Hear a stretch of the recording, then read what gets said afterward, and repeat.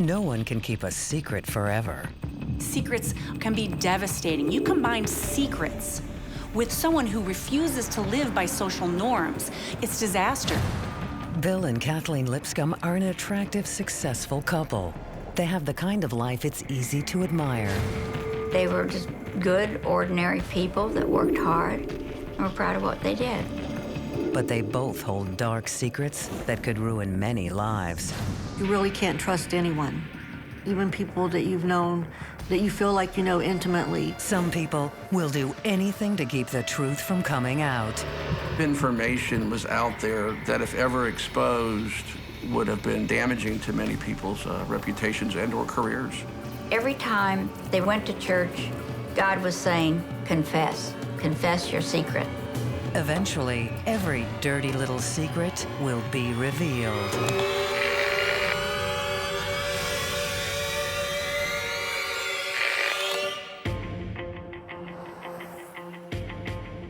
It's early morning on June 9th, 1986 in San Antonio, Texas, when a local commuter comes across something truly shocking. A naked woman stretched out on the side of a country road in full public view. And more terribly still, as they get closer, they can see she is lifeless and cold. She was totally nude. She's in what we call a displayed manner, in other words, somebody actually displayed her, wanted her found. When police arrive on the scene, several things are quickly apparent to them. The bruising suggests that the woman was sexually assaulted and strangled to death, and her body was apparently cleaned before being transported to this place. The smell of the body, she's been washed, she's been bathed. That's not your typical abduction rapist. Whomever dropped the body at that location, it had to be somebody who knew her. It's a complex and disturbing crime, and the most important first step for investigators is identifying their victim. Within hours, a co-worker IDs the body, uncovering the tragic answer. The woman is Kathleen Lipscomb, a 29-year-old wife and mother. Kathy is a well-respected nurse at a local hospital. At home, she has a full family life as devoted mother to 2 young children. How could she have possibly come to such an ugly, tortured end? There was nobody that we could find, or that I could find or have heard of, that had anything bad to say about her. I think they were happy, and I think that they were proud of what they had done. Kathleen's world seems very stable. Her husband, Bill, is a rising star in the U.S. Air Force. He works hard, even late into the night sometimes, to take care of his family and get ahead. One of the fastest promoted master sergeants in the Air Force. So he brought a lot of attention to himself. He was the general's flag bearer, and he had done some things that were great, and he expected a lot of himself. The Lipscomb family are well-respected members of their local community.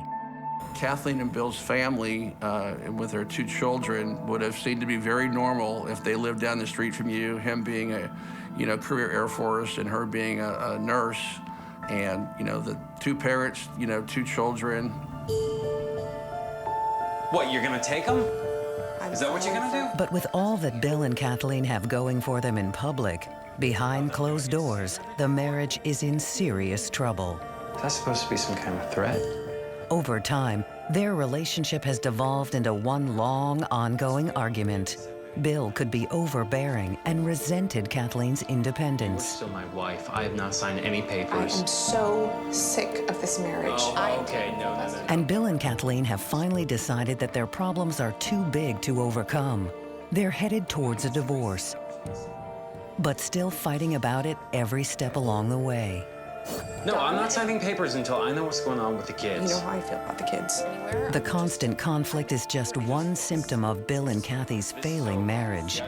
Part of the reason for the divorce was Kathy was having an affair.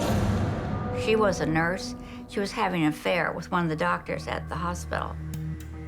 At the hospital, Kathleen enjoys working with people who share her professional passions. And in one case, the passion has turned personal. She started a romance with one of the doctors. Kathleen loved him very much. She loved what she did. I mean, she absolutely loved it. And I think the fact that he was a doctor in that field really added to her infatuation with him. Unfortunately, her lover is also married, and their affair has to be kept a very close secret. I think Kathleen got wrapped up in a story or in a situation where she believed that eventually there was going to be a future with this individual. I think he was very astute at what he did. Knew the right words to say and the attention that women like.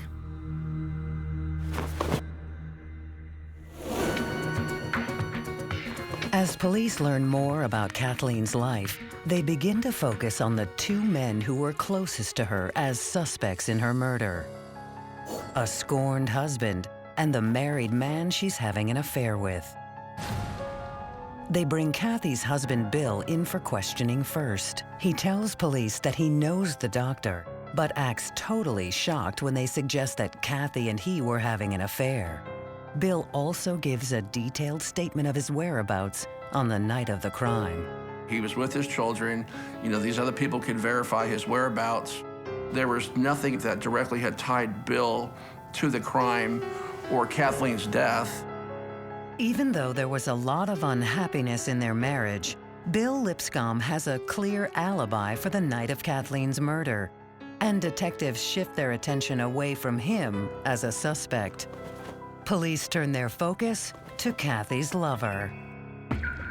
It was a very poor idea for the doctor to have an affair with Kathleen Lipscomb, who was his subordinate. You've exposed yourself to potentially being accused of wrongdoing, whether it be harassing her or even potentially hurting her.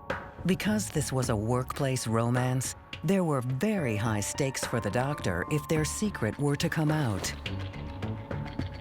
If Kathy had been pushing for more and was ready to tell the truth about their relationship, it could have ruined the doctor both personally and professionally. When I found out Kathleen had been killed, her supervisor was one of my first suspects.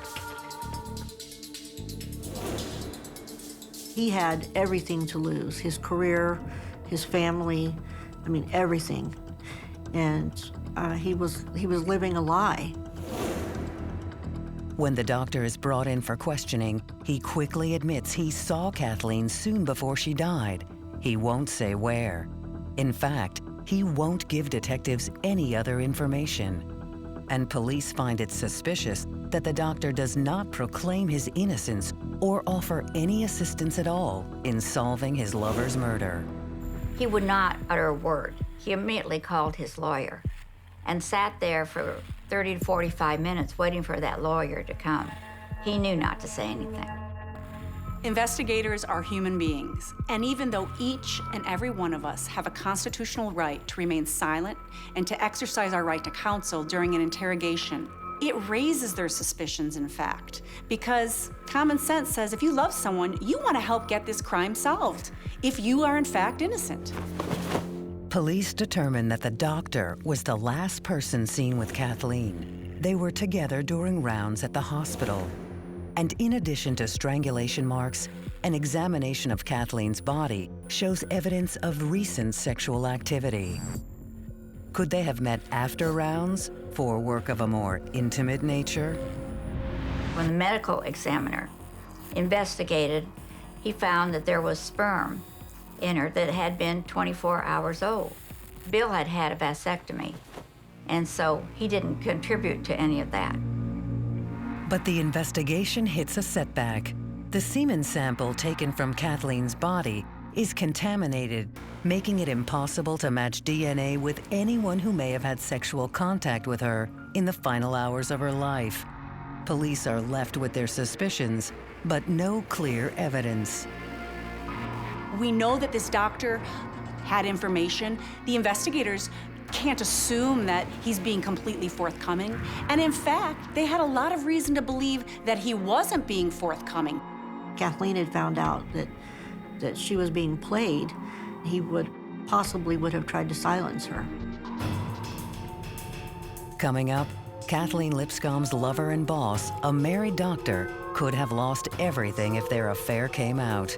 But when police begin to dig deeper, they realize that he's not the only one who may have needed to keep Kathleen silent. Is that jealousy?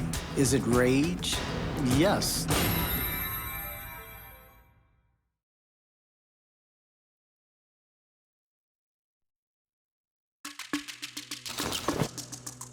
When 29-year-old wife and mother Kathleen Lipscomb is discovered dead on the side of the road, police take a deep look into her personal life to understand what might have led to her murder.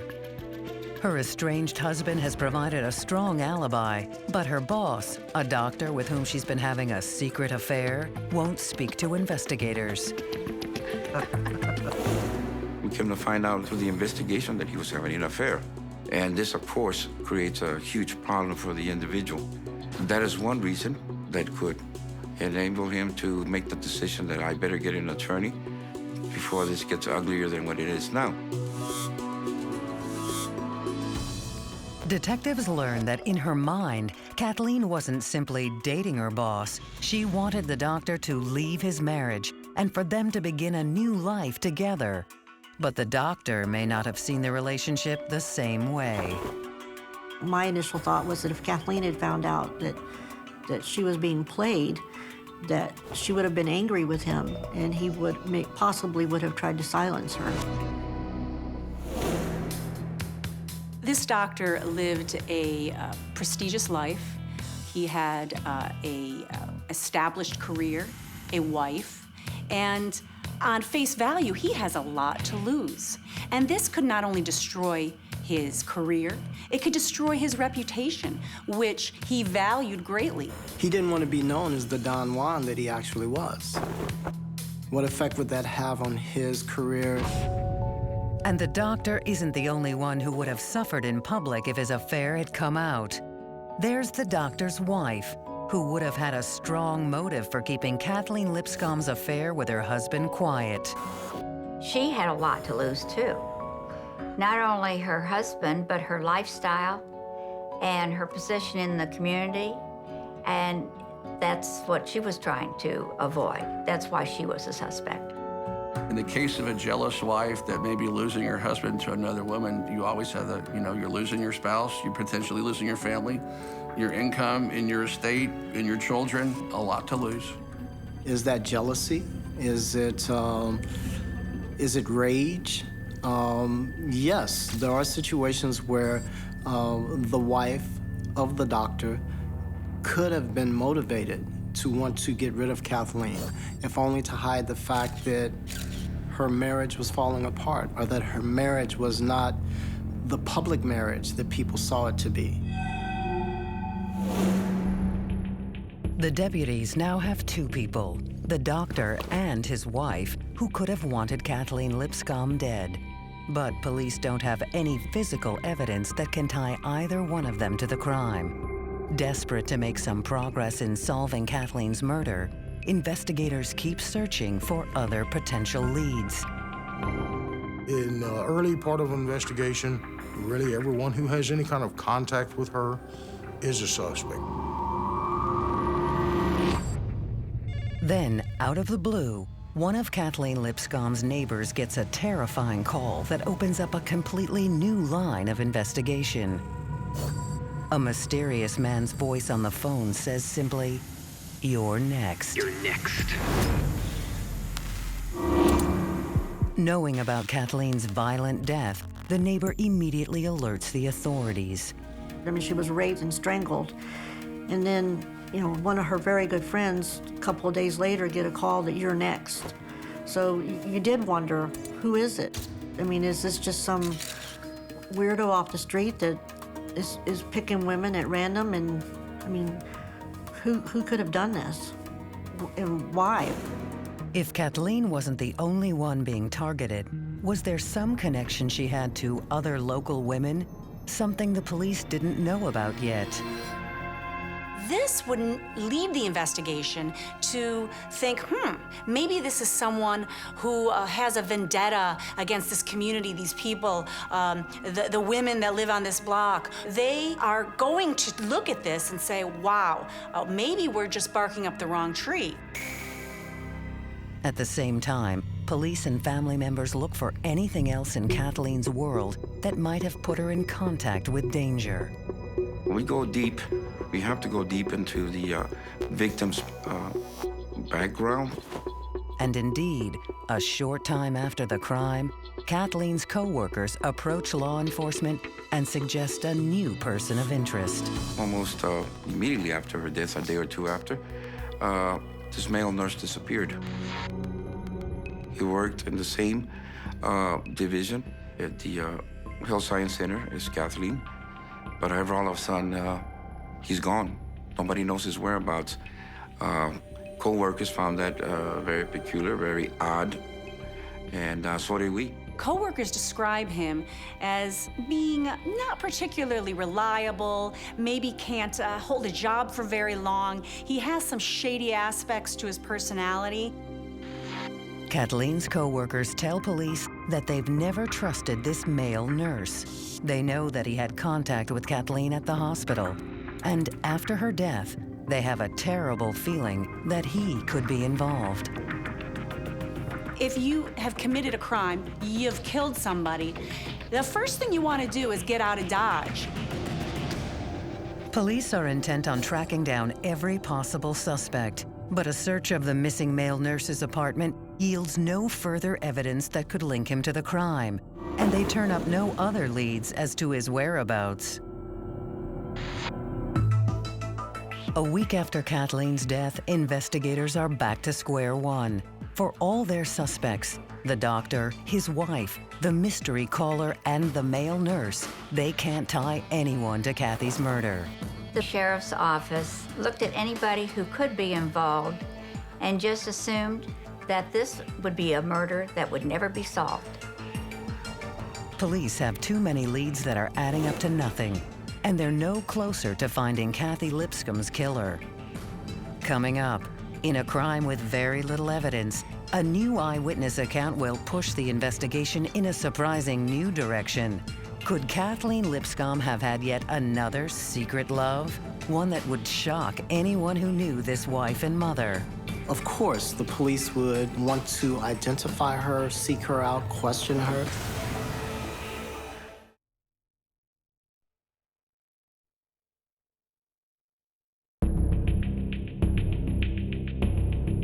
The deeper police dig into the brutal slaying of wife and mother of two, Kathleen Lipscomb, the more secrets they seem to uncover.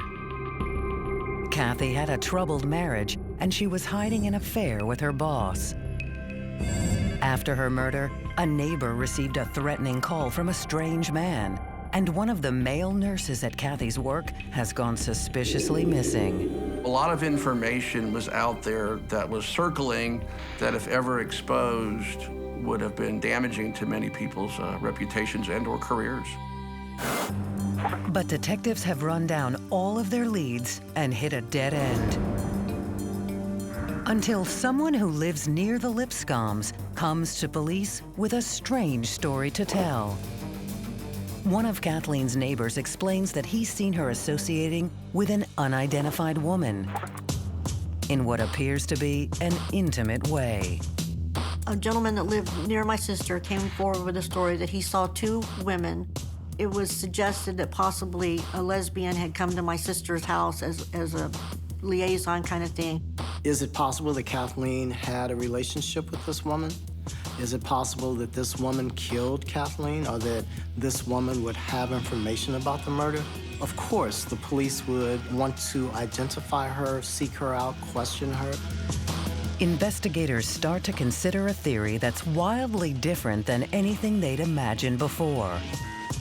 Could Kathleen have been harboring yet another secret relationship, but this time with a woman? It would be a secret so taboo, she's likely not to have mentioned it, even to her closest friends and family.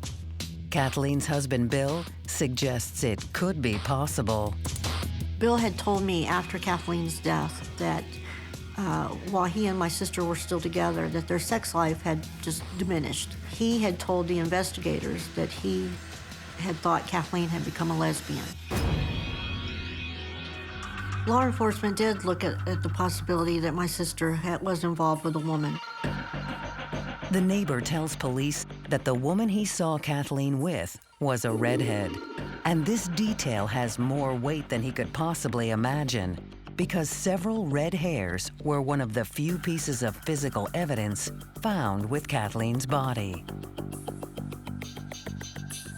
They were clearly not my sister's hair. She had short blonde hair, and these were 4 or 5 inches in length, red color. Police are desperate to find the red-headed mystery woman. If they can find her, they might be able to get a DNA match to the red hairs found at the scene of the crime.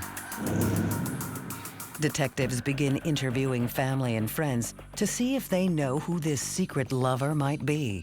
But they hit yet another frustrating dead end. And while the redhead has been a tempting theory, Kathleen's estranged husband, Bill Lipscomb, does something that suddenly shifts investigators' focus back onto him. Well, Bill brought up the idea of life insurance the very week that Kathy was murdered. And right away, it made her sister, Darlene, very suspicious because she got to thinking, well, maybe Bill did this. I remember thinking, her body's not even cold yet, and you're already looking for insurance. You're supposed to be grieving.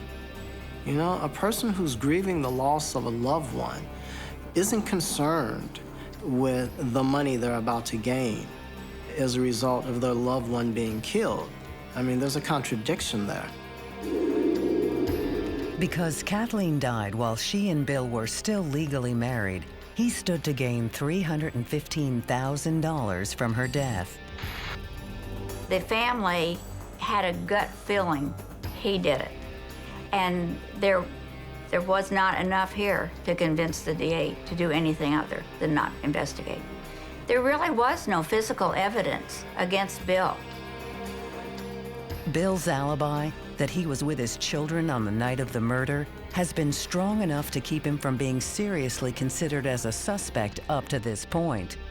But now, Kathleen's daughter is starting to tell a different story about the night her mother was killed. My niece told me, my daddy lies.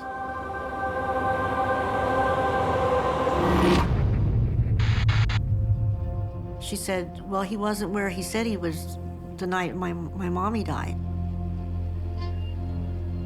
During the night, her brother was thirsty and started calling out to their dad, and there was no answer. So they got up and they walked through the apartment and they didn't see him. So they walked out onto the porch area and looked down, and his truck was not there. So we now know that he wasn't inside the whole time. So what was he doing? And who was he doing it with? Bill was very strict with his children. And they told Darlene that if they told her about this secret, Daddy would spank them very hard. So they were afraid of that. Everybody was afraid of Bill. Kathleen's sister makes sure her niece tells her story to police, but they don't believe evidence brought forward from a child by another family member is legally credible. The district attorney told us that it was insufficient evidence, that it appeared that my niece had been coached and that they wouldn't accept it as evidence. Even if the police won't take the young girl's statement as absolute fact, the possibility that Bill might not have been home the night of the murder opens the door that he may be covering up a secret of his own. $315,000 is a lot of money, but was it enough for Bill Lipscomb to kill his wife? Or did Bill know about Kathleen's secret relationship, and was it enough to cause him to fly into a jealous rage? Bill has a very high opinion of himself, and the fact that his wife would secretly be having an affair was devastating to him. There are many reasons that Bill Lipscomb could have wanted his wife dead, but the sheriff's department still doesn't have any clear proof that he's involved. Under the Texas law, an arrest warrant, you have to have pretty good evidence. We had no particular hard evidence. In fact, there is no evidence to tie anyone to the crime, so the investigation stalls. 2 years after Kathleen Lipscomb's murder, her family is still devastated by her loss. They desperately want someone to be brought to justice for her terrible death and decide to hire a private investigator to take on the case. Tom Bevins is an investigator who will now try to uncover the buried secrets behind Kathy Lipscomb's violent death. Walking into a major law enforcement agency and saying, oh, by the way, we're here, you tread lightly on that because you're not really there to take over their investigation, you're there to help. And that's the way we approached it. Bevins returns to the list of suspects already examined by police.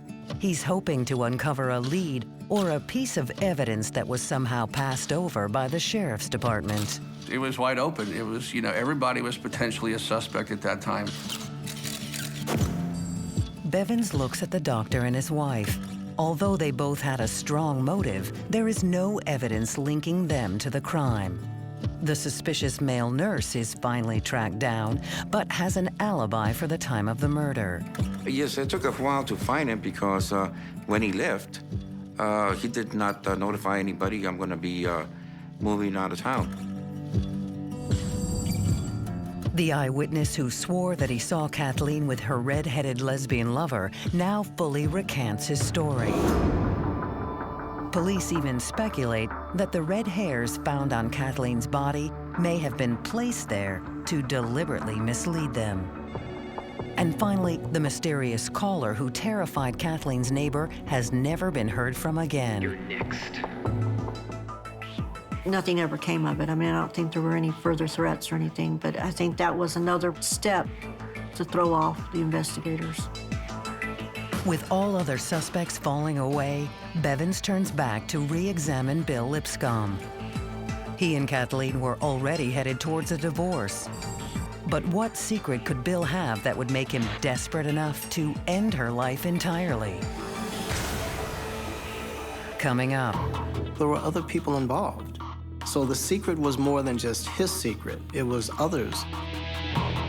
She came in and she said, if this is about Bill Lipscomb, I need an attorney.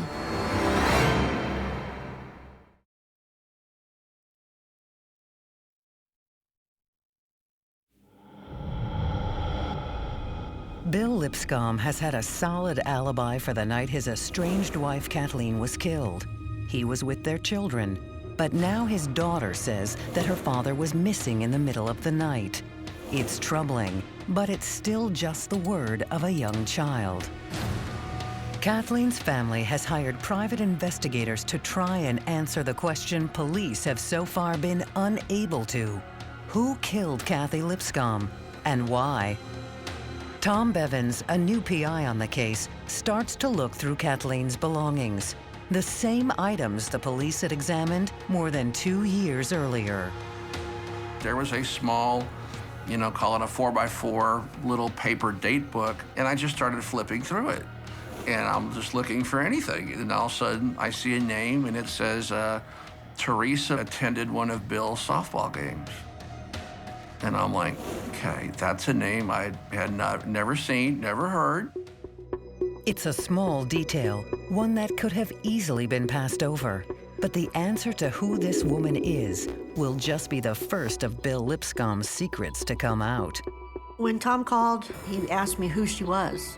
And I said, oh, that's Bill's girlfriend. Bill had a girlfriend?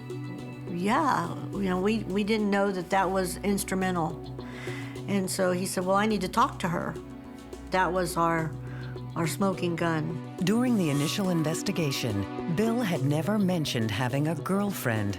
It's a secret he wanted to keep.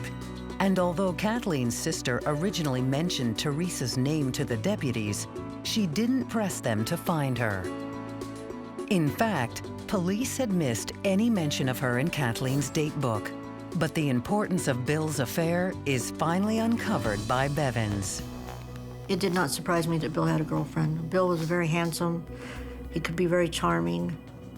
and he was a manipulator. It did not surprise me. It would have surprised me if he hadn't. He was just that kind of person. Bill was very attracted to her, and she was attracted to Bill. He was a big deal in the Air Force. He was the man getting all these promotions. He was carrying the general's flag, and that was impressive, and it got her attention. So she was willing to sleep with him, to get to know him better. Was this woman jealous enough to have harmed Kathleen herself? Was the affair the only secret that Teresa needed to hide? Or was there something else that she knew? Bevins passes along this new source of information to police, and they immediately bring Teresa in for questioning. When they called her forward, she came in and she said, if this is about Bill Lipscomb, I need an attorney. And I remember Tom calling me that day at work, telling me that, and I'm getting chills now just thinking about it. Teresa explains to detectives that Bill was her instructor and superior at the Air Force, but their work connection quickly took a passionate turn. Soon, Bill felt he could tell Teresa almost anything. They had had a relationship, intimate relationship, I guess you could say, and so he had shared some thoughts with her about what he was planning to do. She has everything on me. She can do whatever she wants right now. So he told her that you just wait. Kathy's going to be murdered. You'll read about it in the newspaper. It's not over till I say it's over. I am getting full custody of the kids. You better sign those papers. But Teresa has much more to tell investigators. She says that Kathleen was holding a powerful secret over Bill's head, one that could send shockwaves throughout the United States Air Force. I know all about the scam. When Bevins re-examines Kathy's date book, he sees that she had actually written notes about Bill's secret there too, but they may have been hard to understand. She had written, Bill has all questions to the WOPs. WOPS sounds like a made-up word, like it means nothing at all. But WOPS stands for the Weighted Airman Promotion System. It's a test that determines whether someone is ready to climb to the next rank in the Air Force. Investigators find out Bill was either selling or trading the answers to the WOPs to those who were taking the test. He was personally responsible for countless airmen being wrongly promoted. If the scam had been revealed, it would have been a huge scandal for the Air Force. Bill Lipscomb's put together a worldwide cheating scam that was something everybody involved could benefit from. Bill enlisted his friend and Air Force colleague, Nick Richards, to help run the scheme. People that had previously taken the test, when they took the WOPS exam, they would call in the questions to Bill, and then he would look up the answer. So he had an answer book, and then he either sold the book or gave it to people that were coming up to take the test. He literally made a book of the test, and he had the questions, and then he had the answers. After detectives learn about Bill's WOPS scam, they find out from family members that Kathy may have seen Bill work late into the night putting together the answer books. And a WOPS test is something that you can buy, but if you get caught at it, then you're kicked out of the military and dishonorable discharge, the whole ball of wax. She said she was going to go to the authorities. Oh my God. Under questioning, Teresa explains to police that Kathleen was blackmailing Bill with knowledge of the cheating conspiracy. She would reveal all unless he backed off in their custody battle over the kids. It got so contentious that she made the comment to him, if you keep this up and you fight me over this divorce, I will go to the commander of Lackland Air Force Base and I will tell him about you, but I will also tell him about all your friends that are involved in it. Everybody else involved, depending on their degree of involvement, would have either been, booted out of the military or, imprisoned as well. So he not only had to protect himself, he had to protect them. And I think to some degree it might be fair to say that he may have been concerned about the possible consequences that could have come out had some of those persons he dealt with become aware that, look, you're about to be exposed. So the secret was more than just his secret, it was others. Kathy knew a secret so big that it would be consuming to Bill's life. And so this was something he wanted to stop. He didn't see any other way out. You know, it resolved everything for him. And that's why I think it left him with the only option is to say, I can keep everything, I can keep my career, I keep my children, I get all the money I ever needed, and I'm a rising star in the Air Force, and I'm free. Investigators have uncovered a secret that goes far beyond the scope of a couple's tangled romantic jealousies. A secret that could be worth killing for.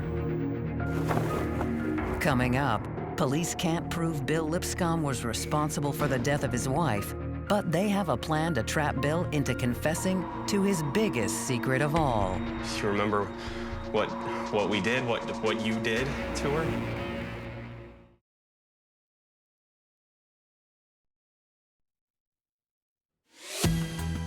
It's 1989, almost 3 years since the brutal murder of Kathleen Lipscomb. After numerous false leads and dead ends, investigators believe they've finally uncovered her killer. Police believe Kathleen's husband, Bill, silenced his wife to keep her from revealing an Air Force promotion scam he was orchestrating. But they still need solid evidence to prove that Bill committed this terrible act of violence. There was nothing at that point that directly had tied Bill to the crime or Kathleen's death. They were a little handicapped in moving forward on that. Under interrogation, Bill Lipscomb's former girlfriend tells detectives they need to speak with Nick Richards, Bill's best friend. If Bill killed her, Teresa is certain that Richards was involved. His girlfriend knew that he and his accomplice were close friends and that they shared a lot of secrets, and that was her first guess who to go to. Nick was a fellow training instructor of Bill's at Lackland Air Force Base. The accomplice was the same person that Bill first talked to about doing the cheating scam on the tests. And so he was involved with that, and they just got to be closer and better friends. He was very controllable. I just don't want us to take this too far, and I don't want to get caught. Well, I think Bill's ability to fill people out, select the weaklings from the not so weak, I think he has a talent there. Investigators approach Nick Richards, and to their surprise, he is not only ready to cooperate, but he's willing to help them catch Bill. He had met a girl that he fell in love with who had taken him to church, and he said every time he went to church, God was saying, confess your secret. Nick explains to detectives that he knows crucial details about the murder because he helped Bill cover it up.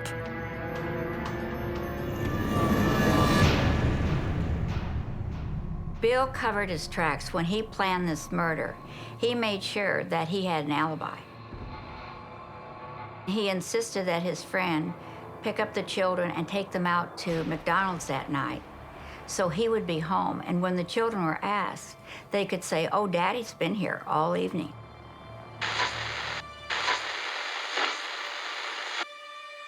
Nick tells police how Bill killed his wife. Kathleen had come to Bill's place to divide up family photos one evening.